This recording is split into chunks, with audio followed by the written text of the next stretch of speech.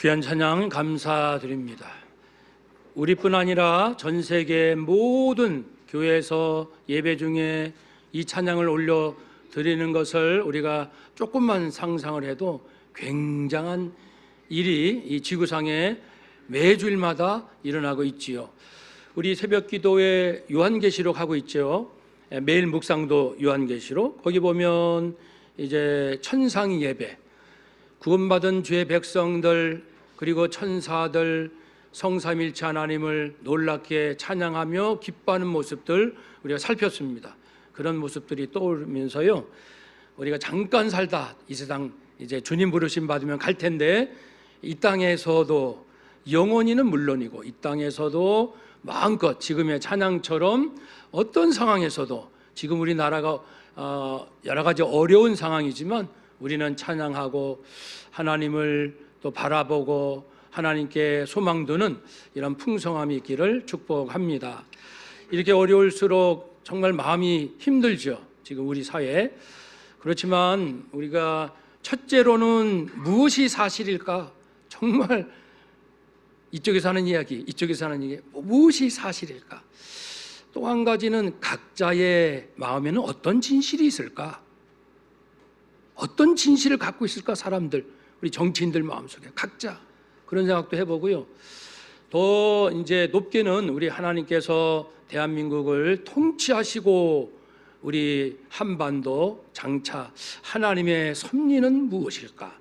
그러나 이 사실, 진실, 섭리 그 무엇 하나 쉬운 게 없는 것 같아요. 다 헷갈리고 어렵고 서로들 속이고 뭐가 뭔지 알기 어려운 시대에 비록 살고는 있지만, 우리가 하나님 앞에 진실한 마음을 끝까지 잘 지켜나간다면 그때는 좀 불완전할지라도 합력하여 선이 되어 우리 가정, 교회, 우리 대한민국 거룩한 나라 될 줄로 믿습니다. 그런 소망을 갖고요. 오늘은 조금 특별한 시간으로 말씀을 드리려고 합니다. 바울이 자기 고백을 했듯이 저도 이제는 목회를 마감하면서 하나님께서 제게 주셨던, 저를 만나 주셨던, 저를 깨우쳐 주셨던 그런 내용들을 나누고자 합니다. 먼저 바울 선생께서 디모데 젊은 목회자에게 주시는 목회 지침 주면서 가끔씩 자기 고백을 해요. 나는 이랬는데 지금 이렇다, 그러면서 그런 목회적 경험을 나눕니다. 12절 보시면은 예수님께서 나를 충성되이 여겨 내게 직분을 맡기셨다. 바울이 받은 직분은 복음을 전하는, 그렇죠, 전도자, 또 교회의 영적 지도자, 사도며 복음 전도자로서의 직분을 받았는데, 이것은 이제 나를 충성되이 여겨 주께서 주셨다라고 감사 기도를 하고요. 13절 보면 사실 그러나 나는 이전에 어떤 사람이었는가? 하나님, 예수님을 비방하고 성도, 교회를 비방했고 박해했고 폭행자였다. 그러나 긍휼을 입었다. 왜냐하면 모르고 했기 때문에 주께서 나를 불쌍히 여기셨다. 자기 회개를 하죠. 모르고 그랬어요. 나는 무엇을 모르고? 예수께서 그리스도이심을 모르고, 구약의 율법은 많이 안다 할지라도 결정타, 예수라는 한 인물이 유대인 남자 30대 초반의 그 한 남자, 예수라는 사람이 하나님의 아들이요 그리고 우리의 메시아로 오셨다, 구세주로 오셨다는 사실을 몰랐다는 거죠. 다른 건 많이 알아도 요걸 모르면 결국 인생은 엉뚱한 길로 간다는 이야기도 되죠. 우리도 다른 거 많이 해도 예수가 그리스도이시다, 나의 구세주이시다, 이거 놓치면은 다 놓치는 거죠. 그렇게 해서 회개도 하면서 그러나 긍휼을 내게 베푸셨습니다. 그러면은 이 긍휼을 베푸신 것이 하나님의, 주님의 은혜였죠. 14절, 주의 은혜가 그리스도 예수 안에 있는 믿음, 사랑과 함께 넘치도록 풍성하였도다. 이렇게 긍휼을 입은 것은, 불쌍히 여김을 받은 것은 은혜입니다. 사랑입니다. 그래서 바울이 바울된 것은 전적인 하나님의 은혜 그리고 그리스도의 사랑, 그걸 항상 잊지 않는 거죠. 우리도 그걸 늘 기억하면은 직장생활, 가정생활 무엇을 할지라도 내가 영원한 생명을 얻은 하나님의 자녀인데 예수님께서 나를 위하여 저주받아 죽으셨지, 내가 모르고 살았거든. 예수가 그리스도이심을 모르고 그 짓을 했어. 모르고 그런 말을 했어. 모르고 그런 행동을 했어. 그렇게 사람을 대했어. 그러나 나를 불쌍히 여기시고 긍휼과 은혜를 베푸셨지요 라는, 우리도 그런 고백을 합니다. 그러면 그 은혜가 무엇일지를 조금 자세하게 15절 말씀에 미쁘다 모든 사람이 받을 만한 이 말이요, 그리스도 예수께서 죄인을 구원하시려고 세상에 임하셨도다. 그래서 가장 중요한 것은 예수님께서 이 땅에 오셨다, 죄인을 구원하시기 위하여. 이걸 우리는 기억하고 바울은 이 복음을 전했지요. 그러면서 다시 한번 자신이 어떤 사람이었는가? 나는 죄인 중에 괴순이라. 한번 따라합시다. 죄인 중에 내가 괴순이라. 이것이 좀 멋있게 하려는 고백이 아니고 진실로 하는 고백이에요. 진실로. 왜냐하면 예수님을 핍박하고 예수님 믿는 사람을 박해하고 했으니 다른 어떤 잘못보다 가장 큰 악인 건 사실이거든요. 내가 죄인 중에 괴순이라. 16절, 그러나 내가 긍휼을 입은 까닭이 있어요. 왜 이렇게 은혜와 용서와 긍휼을 입었던가? 그 이유는 예수 그리스도께서 내게 먼저 일체 오래 참으심을 보이셨다. 그러니까 참된 예수님 모르고 진리 모르고 하나님의 섭리를 알지 못하고 아는 것처럼 했던 이 모든 어리석음에 대해서도 오래 참으시고 하나씩 하나씩 깨우쳐 주시고 때가 되어 만나서 말씀하시고 감동 주시고 은사 주시고 능력 주시고 고난 중에서도 기뻐할 수 있게 하시고 범사에 감사케 하시는 그때 오래 참으시면서 이제 깨우침을 주시고 인도하신 우리 주님. 그 이유는 후에 주를 믿어 영생 얻은 자들에게, 앞으로 예수 믿고 구원받을 사람들에게 본이 되게 하려고. 당신 모르고 그랬잖아요. 그리고 아직 이렇게 이걸 모르고 지금 이렇게 행동하시는데 이제 주님께서 또 알려주실 거예요. 나를 보세요. 내가 정말 예수님 만난 이후로도 많은 세월 많은 걸 깨닫고 또 전하고 깨닫고 전하고 경험하고 계속해서 참으시고 여기까지 오신 것처럼 당신도 그렇게 주님께서 은혜와 용서를 베푸시고 인내하시며 계속해서 그리스도의 장성한 분량에 이르도록 이끌어 주실 것입니다 라고 이제 내가 본이에요. 우리도 이제 그렇게 고백했으면 좋겠어요. 우리 서로 인사합시다. 내가 본입니다.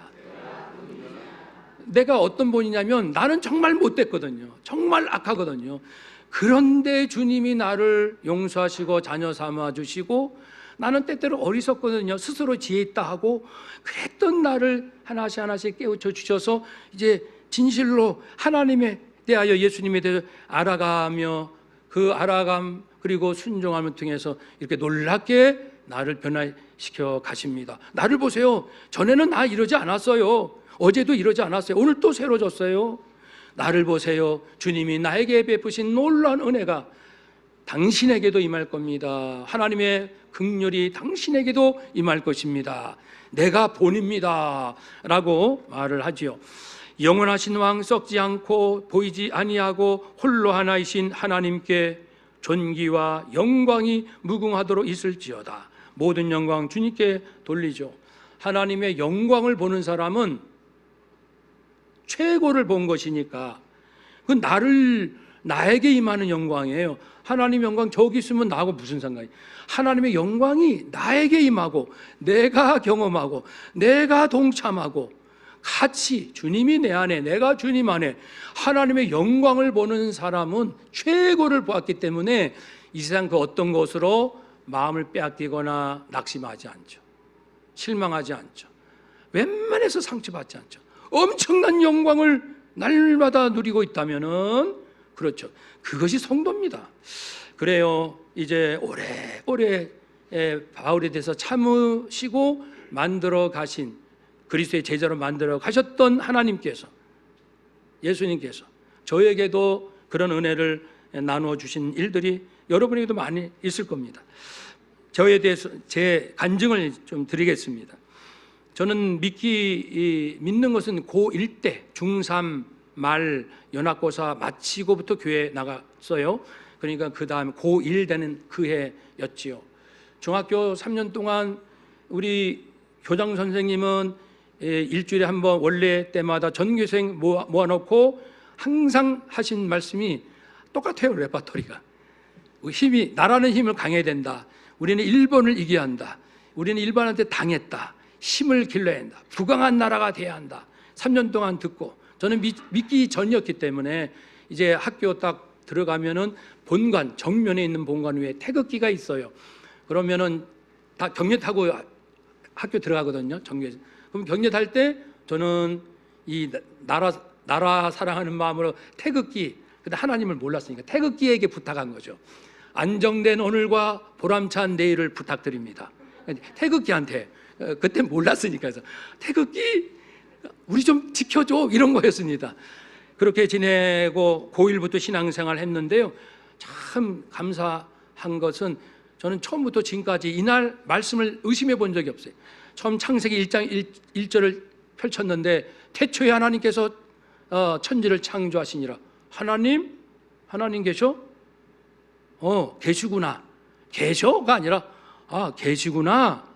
그분이 천지를 창조하셨다고? 창조할 수 있지. 하나님은. 그렇게 해서 신앙이 시작이 됐고요.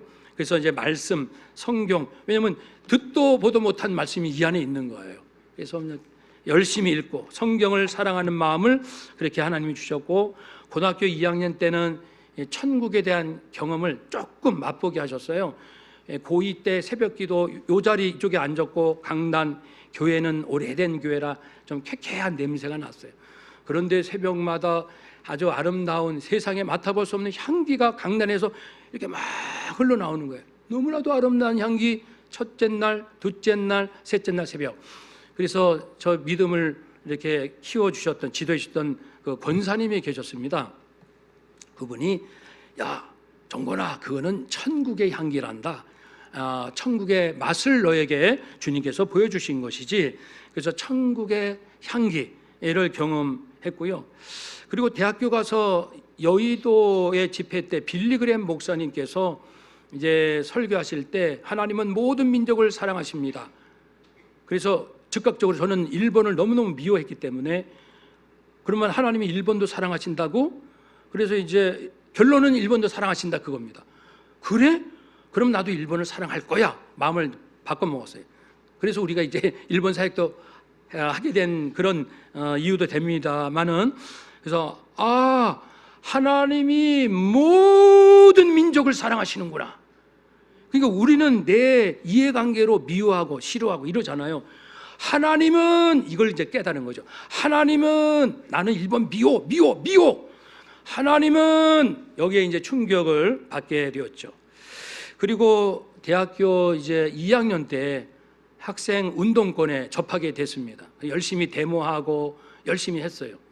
근데 그때 많은 책들을 읽잖아요. 학생들이 뭐 정치, 경제, 문화, 예술, 노동, 일제, 근현대사 쫙 다양하게 읽는데 세 가지 관점에서 있거든요. 하나는 유물사관. 그 당시 공산주의 사상이 슬쩍 들어옵니다. 그래서 유물, 하나님, 신, 뭐 정신 세계가 아니라 유물사관으로 이제 모든 걸 파악하고, 또 하나는 민족사관, 우리 민족의 주체성, 또 하나는 민중사관, 가난하고 어려운 사람들 입장에서 이제 세상을 보는 요 세 가지 관점으로. 그런데 저는 항상 하나님에 대한 체험이 너무나도 분명했기 때문에 늘 질문이, 지금까지도 그렇지만 하나님은 누구실까? 오늘 이 어려운 이 지금 대한민국 현실에서도 여전히 질문을 던지죠. 이 대한민국 위에 하나님은 누구실까? 하나님은 어떤 분이실까? 또 한 가지는 성경은 무엇일까? 성경은 이 민중사관, 민족사관, 유물사관에 대해서 하나님의 말씀은 뭐라고 말씀하시는가? 이런 열정으로 함께 하게 되었죠. 대학교 또 3학년 때는요, 어느 재벌 총수집에 가정교사로 들어갔습니다. 그러니까 이제 재벌의 세계를 간접적으로나마 경험하게 된 거죠. 그 초등학교 4학년을 제가 교과목 지도했었는데, 근데 그 다음 날은 저희와 이제 서울 4대 친구들하고 이렇게 스터디 만들면서 야학을 했습니다. 그 어렵게 공장에서 일하고 중학교 졸업하지 못하고 이런 야학을 했는데, 그러면 공장에서 일하고 이제 공부하고 밤 10시까지, 그러면 그 신림동 농골에 가서 이게 먹잖아요. 그러면 1,000원이면은 한 6명, 7명 떡볶이 실컷 먹거든요. 아주 배부르게. 하루는 재벌집에, 하루는 이 경험, 이 두 가지가 굉장히 혼란스러웠죠. 이게 뭘까? 그러면 또 이제 하나님께 기도하죠. 하나님, 이게 뭐예요? 누구는 이렇게 살고 누구는 이렇게 살고 이게 뭐죠? 이게 뭘까요? 라는 질문들을 정말 수없이 던지면서 대학을 보내게 되었습니다. 그러면서도 귀신을 또 경험하게 해주셔서, 꿈이지만 꿈에서 이제 귀신이 나타나 가지고 놀이터 이제 미끄럼틀, 얼음이 얼려 있어요. 저는 서 있어요. 밑에서 귀신이 시커먼 이 형상으로 있는데, 네가 하나님의 자녀거든 차렷 자세하고 내려오래. 차렷 자세하고. 그러면 이제 꽈당 넘어지, 뇌진탕. 무서워가지고 주저앉고 내려왔어요. 꿈인데요, 놀라운 것이 이렇게 했더니 그 다음부터 3개월 동안 기도도 안 되고 찬송도 안 나오고 영이 짓눌리는 거예요. 꿈에서 지면 실제로 지는 거예요. 그렇게 해가지고 심서에서 다시 믿음이 회복해서 믿음이 이제 쑥쑥 충만할 때였습니다. 근데 다시 또 꿈에 귀신이 나타났어요. 이번에는 한강대교로 끌고 가요. 저를 끌고 가더니 한강에 네가 하나님의 자녀다 뛰어내리라는 겁니다. 근데 이번에는 뛰어내렸어요. 제가요, 진짜 뛰어내릴 믿음이 생기더라고요. 뛰어내려서 한강물에 제 몸이 닿기 직전 창공을 향해서 몸이 치솟는 거예요. 제 몸이 쫙 치솟고 하늘에 빛과 광채가 쫙 나면서, 그러니까 승리한 거잖아요, 꿈에서. 근데 실제로 그 이후로 얼마나 영적으로 제가 충만한지. 그래서 귀신이 존재한다는 것을 성경뿐 아니고 이렇게 경험을 또 하나님께서 하도록 해 주셨습니다. 그리고 군대 가기 전 4학년 대략 마치고 군대 가기 2달 전에 삭발하고, 지금 저기 팔당산 신원역 있죠, 양평 가기 전에 그 기도원에 가가지고 그동안에 이제 마음에 준비하고 갔대요. 입대하기 전에 준비를 하고 싶었어요. 그래가지고 먼저 하나님께 질문 드리기를, 하나님, 제가 그동안 4년 동안 어쨌든 신학을 공부하고 신앙생활하고 인생에 많은 나름 경험하고 했는데 제게 말씀 좀 주세요. 결론은 뭐예요? 그래서 제가 마태복음만 읽었어요. 이제 계속. 그럴 때 마태복음 16장 24절을 주셨습니다. 아무든지 나를 따라오려거든 자기를 부인하고 자기 십자가를 지고 나를 따를 것이니라. 자기를 부인하고. 처음으로 천도무사가 들어왔죠. 아하, 하나님의 자녀는 자기를 버려야 되는구나. 자기 뜻을 내려놓고 하나님의 그리스도의 인도하심을 따라야 되는구나. 그래서 천도무사의 생각을 갖고요. 또 하나는 제가 불교를 또 많이 좋아했어요. 철학으로. 금강경 정말 4년 동안 좋아했는데 주님께서 꿈에 나타나서 정리해 주셨어요. 너는 어찌 알면서 깨닫지 못하느냐. 아무리 불교 가르침이 좋다 할지라도 성령으로 거듭나야 하나님 나라를 볼 것이라는 이 말씀에 불교의 모든 가르침은 다 걸려 넘어진다. 아무리 좋고 좋아도 성령으로 거듭나지 아니하면 하나님의 자녀가 될 수 없다라는 그 말씀으로 불교 안녕 끝 정리를 하나님께서 해 주셨지요. 그리고 군대 가는 동안 제가 휴학계 제출이 잘못 처리돼서 미등록으로 학교에서 제적이 됐다는 걸 알게 되고 4년 동안 절망을 경험하고서 어떻게 할까, 신학을 목회자길 포기할까, 정말 하나님이 원하실까 결판을 내야 되는 거죠. 그렇게 4년 끝에 아무리 인간적인 방법을 다해도 해결이 안 되는 거예요. 그래서 결단하기를, 하나님께서 저를 버리실지라도 저는 주님을 버리지 않겠습니다. 하나님께서 저를 버리실지라도 저는 하나님을 버리지 않겠습니다. 저는 하나님이 좋아요. 저는 하나님이 좋아요. 하나님이 좋아요. 하나님이 좋다고요. 저는 다시 대학 갈 겁니다. 대학교 1학년부터 다시 학원 갈 거예요. 그래가지고 이제 종합학원을 찾는 거예요. 4학년 한 학기는 안 겨루고 엄마는 모르죠. 우리 어머니는.